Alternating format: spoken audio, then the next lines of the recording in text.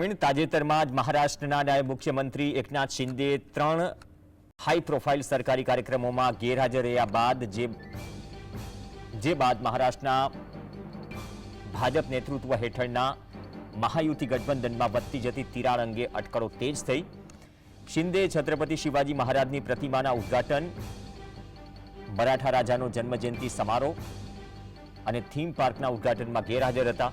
આ કાર્યક્રમમાં સીએમ દેવેન્દ્ર ફડણવીસે પણ ભાગ લીધો, જેથી શાસક ગઠબંધનમાં શીતયુદ્ધની અફવાઓએ વેગ પકડ્યો। મહાયુતિ ગઠબંધનમાં ભાજપ, શિંદેની આગેવાની હેઠળની શિવસેના અને અજીત પવારની આગેવાની હેઠળની એનસીપી શામેલ છે। આ ગઠબંધને નવેમ્બર 2024માં રાજ્યની ચૂંટણી જીતી સરકાર બનાવી છે।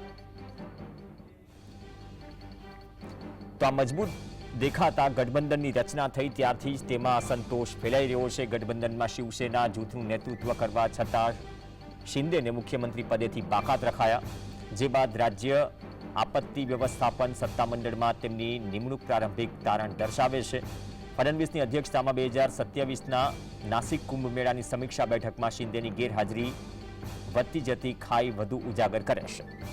શિંદેના શિવસેના જૂથના અનેક ધારાસભ્યો પાસેથી વાય કેટેગરીની સુરક્ષા પાછી ખેંચી લેવાથી અટકળોને વધુ વેગ મળ્યો, જેથી શિંદેના પક્ષના મોટી સંખ્યામાં અસરગ્રસ્ત ધારાસભ્યોમાં નારાજગી છે। મહત્વપૂર્ણ ઘટનાઓમાં શિંદેની ગેરહાજરી અને ગઠબંધનમાં સતત મતભેદના કારણે ગઠબંધનની એકતા અને અસરકારક રીતે શાસન કરવાની તેમની ક્ષમતા અંગે શંકાઓ ઊભી થઈ છે। એકનાથ શિંદેએ કહ્યું કે મને હળવાશથી ન લેતા, અમે જે નિશ્ચય કર્યો છે તે પાર પાડ્યો। મહારાષ્ટ્રમાં ફરી એક વખત ડબલ એન્જિનની સરકાર લાવ્યા છે।